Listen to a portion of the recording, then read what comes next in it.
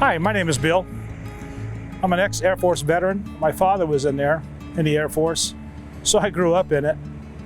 And I always admired those people who served. I always admired that. I always daydreamed as a little kid to go fly airplanes. I wanted to do that. My father served well, and it eventually, unfortunately, as the duties caused his life to be shortened. But that's just what it is. I understood that, and I couldn't think of a more honorable thing to do, honor him and everyone else. And so that's why I was highly motivated to go do that. I didn't see no other purpose in my life at that time. My name is Steve Lopez, otherwise known as Sarge. Sometimes I'll forget what my real name is because everybody seems to call me Sarge, but I go with that. I don't get mad though. I just think it's cute that I forget sometimes my real name. My dad was my hero growing up, and he was in the military, in the Air Force for 22 years. So I wanted to be him. I wanted to follow in his footsteps. So I joined the Army because I wanted to do more challenging, I guess, more adrenaline jobs that the Air Force didn't have for me. My name is Pat Bodie. I served in the Air Force for 5 years and the Army SF for 3 years. Brother was in the Air Force, and I really liked what they had to offer. And towards the end of my enlistment, I was a little more gung-ho and chose to re-enlist and move over to the Army. My name is Jeff Taganchi, United States Navy veteran. Served Naval Hospital San Diego for 1 year. Got out on a hardship. I joined the Navy because, one, it's family tradition.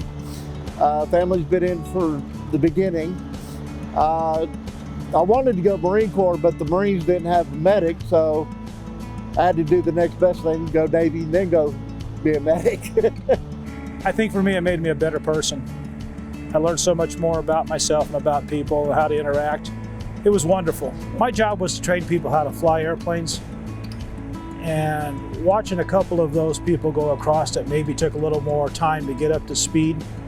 And in some way, if I was able to, those ones I was able to help along with the rest of the team, and it's always a team approach, that gave you such a sense of gratification and accomplishment to watch those people go across.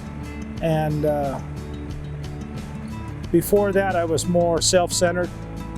And so this really helped expand my understanding of what people were trying to do. And somewhere in there, you find something. I don't know how to explain it, but it's there. And it's beyond the knowledge of what you would ever think it would be. It's fantastic. One of the things that became very apparent to me is, especially when I was outside the country in Germany, that the freedoms that we take for granted every day under the United States flag, you don't necessarily get those same freedoms in other countries. The way it affects my life is the fact that I still do everything very militarily. One of the things they taught us in the Navy was about living in tight quarters, so being in a truck and being on board ship would be about the same.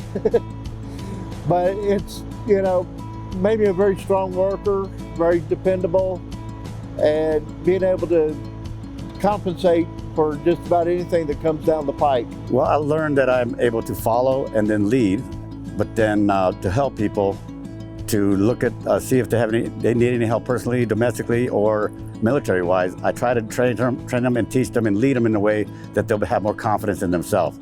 That's what big thing I got out of the military, was getting confidence in other people.